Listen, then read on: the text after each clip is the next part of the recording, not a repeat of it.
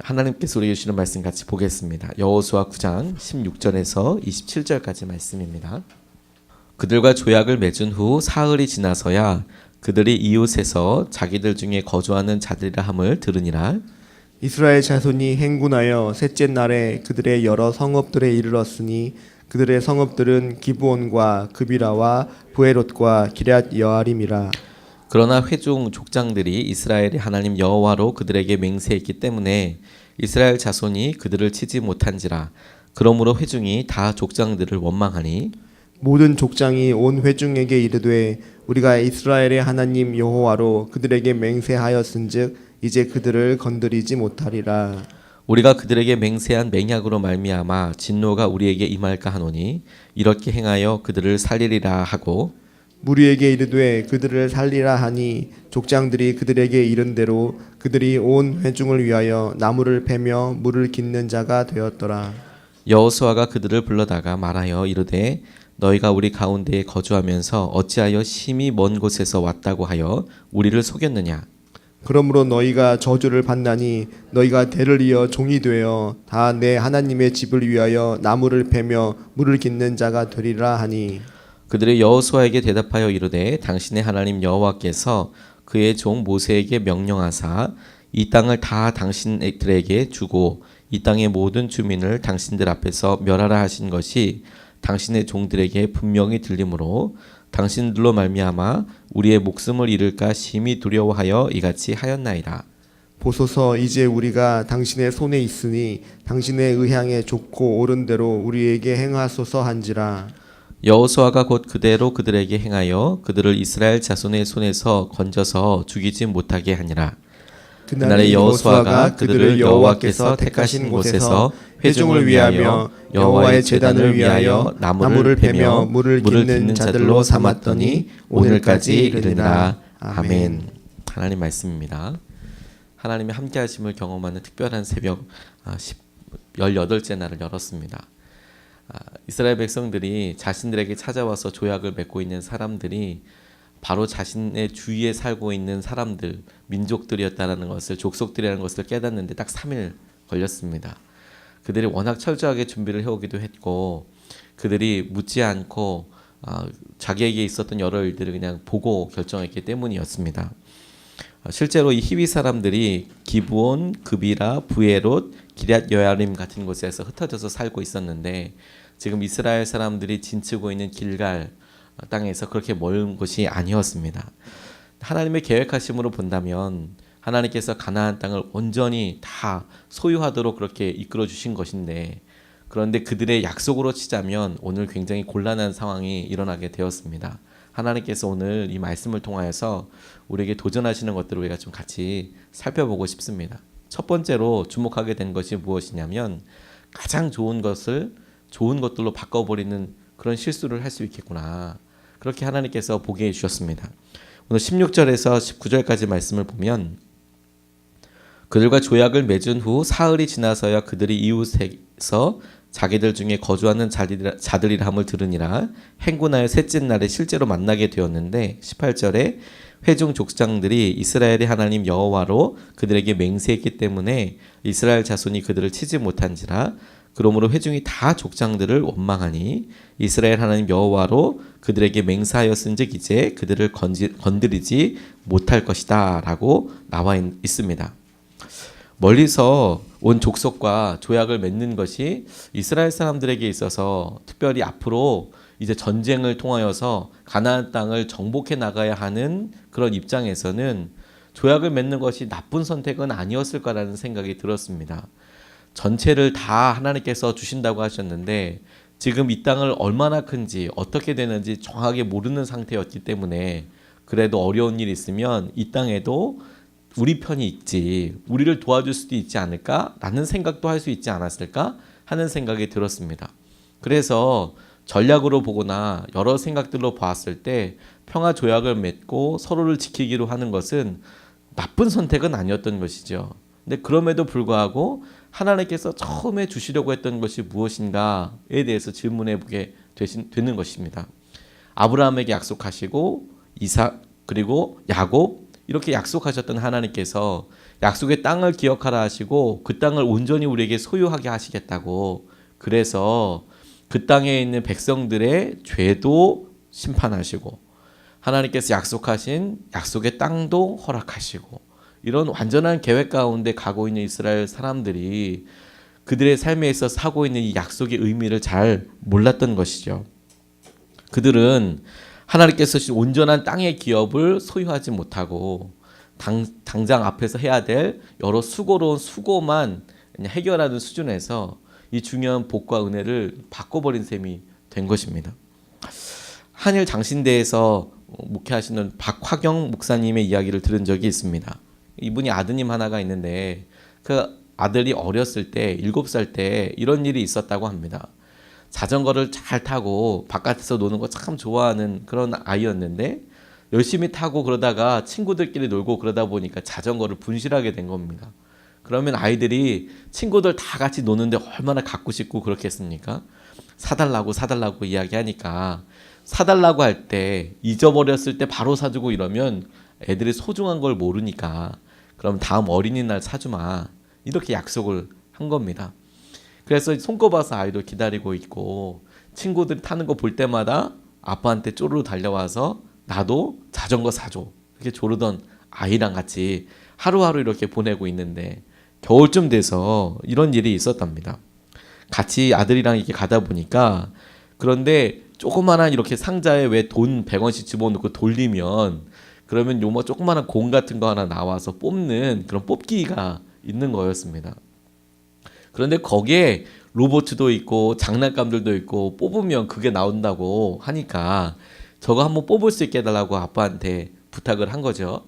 100원을 넣고 뽑았더니 당연히 꽝이죠. 그러면 고무공 조그만 거 하나 이렇게 주는 겁니다. 한 번만 더 할 수 있게 해달라고. 아빠 한 번만 더 해볼게. 한 번만. 그러니까 진짜 안 된다. 그리고 두 번째를 뽑게 주었습니다. 또 고무공이 나온 거죠. 그랬더니 애가 막 아빠 여기서 한 번만 더 하게 해달라고 막 떼를 쓰고 이거 꼭 하게 해달라고. 그러니까 얘기가 오고 가는 중에 아빠는 그거 쓸데없는 거 당연히 꽝인 거 아니니까 안 된다고 이야기하는데 이 아이가 덜컥 이렇게 이야기하는 겁니다. 이거 한 번만 더 하게 해주면 나 자전거 안 사줘도 돼. 진짜냐? 너 정말 자전거 안 사줘도 되냐? 자전거 안 사줘도 돼. 이거 한 번만 더 하게 해줘. 그래서 또 100원 주고 뽑았는데 당연히 고무공 나오는 거죠. 그렇게 자기에게 정말 소중하고 갖고 싶었던 것들을 내 안에 있는 욕심과 유혹에 넘어가서 홀랑 바꿔버리게 되더라.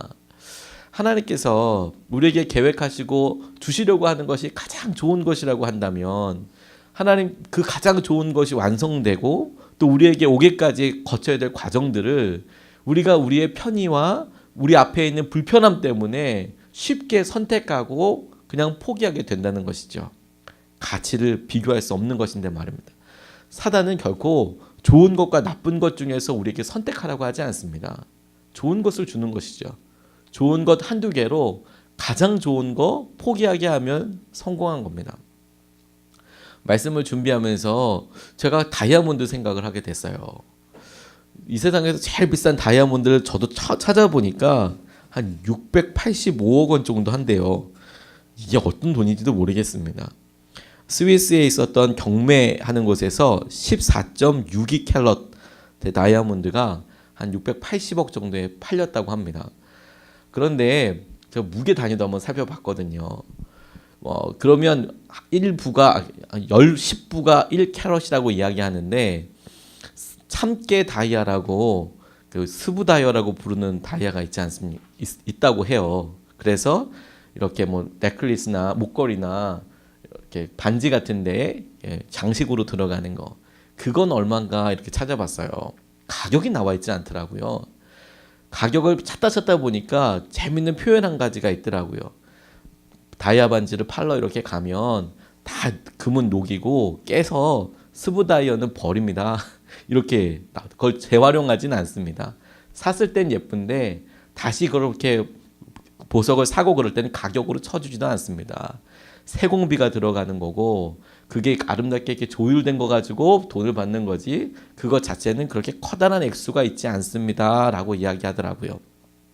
대충 일부에 한 10개 정도 참깨 다이아가 이렇게 모아지면 한 1부 정도 되거든요. 부스러기로. 그거 한 1,500개 모으면 14캐럿이 훨씬 넘는 겁니다. 그런데 1,500개가 모여도 그렇게 가격이 안 되는 것이죠. 하나면 600억, 700억 하는 그런 다이아가 쪼개고 나면 아무 의미가 없는 거예요. 개수가 많다고 해서 좋은 게 아닌 것이죠. 사단이 우리에게 세상의 좋은 편함과 세상에서 사람들이 원하는 것 가지고 우리를 유혹합니다. 결코 나쁜 것 가지고 유혹하지 않는 것이죠. 이스라엘 백성들이 자기의 삶에 있어서 나쁜 것 선택한 거 아니었습니다. 그들이 하나님을 의지하기도 했고 하나님을 두려워하기도 했고 그리고 자기들이 스스로 종이 되겠다고도 이야기한 것입니다. 전쟁을 안 해도 되는 것이죠. 다 좋은 일이었습니다. 그러나 하나님 보시기에 가장 좋은 선물과 가장 좋은 것을 허락해 주시는 것을 스스로 포기하는 역할이 되게 된 것이죠. 우리가 우리 삶에서 중요한 결정들과 순종을 할 때 하나님께서 주신 것, 가장 좋은 것을 위해서 나아가는 그게 너무너무 중요한 거구나. 이렇게 깨닫게 되었습니다. 가정의 화목이 가장 좋은 것이라고 한다면 그것을 깰 수 있는 방법들을 하나님께서는 싸움과 이런 것들뿐만이 아니라 돈을 주시고 그래가 편안함을 주시고 얼마든지 깰 수 있게 하는 것이죠. 두 번째로 주목하게 된 것이 무엇이냐면 하나님의 계획과 이스라엘의 약속에 대해서 생각해 보게 하여 주셨습니다. 20절로 21절 말씀에 보면 그들에게 맹세한 맹약으로 말미암아 진노가 우리에게 임할까 하노니 이렇게 행하여 그들을 살리리라. 21절에 그들을 살리라 하니 족장들이 그들에게 이른 대로 그들이 온 회중을 위하여 나무를 패며 물을 깃는 자가 되었다라고 나와 있습니다. 히위 족속에게 했던 약속으로 말미암아 이스라엘 백성들에게 졸지에 종이 생겼습니다. 종이 생겨서 좋다라고 생각하기도 쉽지만 이스라엘 백성들은 앞으로 전쟁도 해야 하고 자신의 땅이 완전히 지금 정해져 있는 것도 아닙니다. 그러면 가나안 땅에 대해서 그렇다고 해서 많이 알고 있는 것도 아닙니다. 이것이 득이 될지 실이 될지 아무도 모르는 것이죠. 스파르타의 예를 들어보면 그들이 점령지를 갖고 있을 때 많은 종들을 갖고 있었습니다. 그런데 스파르타 사람들은 믿을 수가 없었습니다. 왜냐하면 노예들이 언제든지 반역할 수 있었으니까. 그래서 원칙이 자기들이 직접 전쟁을 하고 군인들은 스파르타 사람들만 군인이 될 수 있었습니다. 근데 인구의 전체 2%밖에 되지 않았어요. 그럼에도 불구하고 강력한 군대를 가지고 있었습니다. 이스라엘 백성들에게 종이 생겼다라는 것이 나를 위해서 일해줄 수 있는 사람이 생겼다라고 생각하면 좋지만 그러나 결정된 것이 아무것도 없는 상태에서 그 사람들을 다스리고 그 사람들과 함께하고 먹을 것을 준비하고 이런 것들이 좋은 것이었겠는가. 득일지 실일지 아무것도 결정된 게 없는 것입니다. 그럼에도 불구하고 이스라엘 백성들은 이것을 실행하겠다라고 결정할 수밖에 없었습니다. 왜냐하면 하나님 앞에서 약속했을 뿐만 아니라 그들에게 약속했음에도 불구하고 스스로 종이 되겠다고 이야기하고 있고 히위 족속들이 하나님을 두려워하는 마음도 갖고 있었고 이걸 다 확인했는데 다시 이걸 또 진멸한다는 것도 항복을 했는데 진멸한다는 것도 말도 되지 않고 말씀을 자신들이 했던 언약을 지키는데 실행하기로 한 것이죠. 하나님의 계획대로 진멸하는 거 원치 않게 되었습니다. 그런데 가만히 생각해 보니까 우리의 삶에 주로 이렇게 갈등을 느끼게 하고 곤궁함에 처하게 하는 것이 딱 이와 같다는 생각이 하게 됐어요. 하나님께서 가지고 계신 계획과 우리가 스스로 한 약속들이 이게 서로 배치될 때 우리의 삶에 큰 갈등이 일어나게 되는 거거든요. 야곱이 7년을 라헬을 위해서 일했습니다. 그리고 속아서 다시 7년을 일하게 되었습니다. 눈떠 보니 레아였고 다시 라헬을 얻기 위해서 7년을 더 일해야 했습니다. 14년 동안에 일하는 것이 있었죠. 근데 저도 그 말씀 이렇게 보다 보니까 그의 삼촌 라반이 내가 라헬을 결혼하고 싶습니다라고 이야기할 때 아주 흔쾌히 이야기하기를 다른 사람들에게 주는 것보다 내 혈족인 조카 너에게 주는 게 아내로 주는 게 훨씬 낫겠다라고 이야기하고 있는 것이죠. 7년이라는 시간은 14년이라는 시간은 야곱이 스스로 이야기했던 시간입니다. 거저 누릴 수도 있었던 은혜를 내가 이렇게 하겠다라고 결정해서 책임져야 하는 시간이 되는 것이죠. 우리의 삶에서 하나님께서 가지고 계신 계획과 은혜들에 대하여 깨어있는 것이 참 중요하다는 생각을 하게 되었습니다. 그리고 약속하는 것이 우리의 결정과 우리의 표현이 그 위에 가는 것이 너무너무 중요한 거구나. 이것에 깨어 있어야 하는 거구나. 하나님께서 그렇게 도전하게 해주셨습니다. 오늘 대선을 치르고 대통령이 선출되었습니다. 참 많은 약속들을 했습니다. 그런데 약속이 사람들을 붙잡는 거더라고요. 대선을 할 때에도 약속이 사람을 붙잡는 거더라고요. 그럼 약속을 하지 말아야 하느냐? 그건 아니겠죠. 하나님께서 우리 가운데 온전히 이끄시도록 하나님의 계획을 의지하고 그 약속과 하나님께서 주시는 것에 신실하게 매어 달릴 수 있도록 끊임없이 우리 자신을 돌아보고 그리고 그 가운데 결정할 수 있도록 기도하고 매어 달리는 것이 지혜로운 사람들에게 주시는 하나님의 도전이라고 생각하게 되었습니다. 우리를 힘들게 하고 곤궁하게 빠지는 것 하나님께서 우리를 거기서부터 구원하여 주시옵소서. 붙잡아 주시옵소서. 약속을 할 때 하나님의 계획과 이끄심을 비추어 보는 중요함을 다시 한번 우리 붙잡고 나아가고 싶습니다. 오늘 말씀 붙잡고 같이 기도하고 싶습니다. 주님께서 우리에게 가장 좋은 것을 주시는 분입니다. 하나님께서 우리에게 주시려고 할 때 그냥 좋은 것 몇 가지로 마무리하시는 것이 아니라 가장 좋은 것, 가장 놀라운 완전한 것을 우리에게 주시려고 하신다고 믿습니다. 또한 하나님께서 그런 좋은 것을 우리에게 주시려고 할 때 우리 스스로가 그것을 온전히 신뢰하지 못해서 우리 앞에 있는 것들로 약속하고 나아갈 때 우리에게 지금 하는 약속이 얼마나 중요한지 우리가 스스로 깨닫는 것도 중요하다고 싶습니다. 첫 번째 기도 제목은 하나님이 예비하신 가장 좋은 것들을 누리게 해달라고 좀 기도하고 싶습니다. 이것은 기대의 문제입니다. 하나님, 당신을 온전히 기대하고 하나님께서 주시는 것들에 대해 마음을 열게 하여 주셔서 가장 좋은 것을 주실 주님을 기대하고 하나님께서 예비하신 놀라운 은혜를 온전히 신뢰하고 나아가게 하여 주시옵소서. 가장 좋은 것을 주시는 하나님을 신뢰하고 의지하게 하여 주시옵소서. 우리 같이 기도하시겠습니다.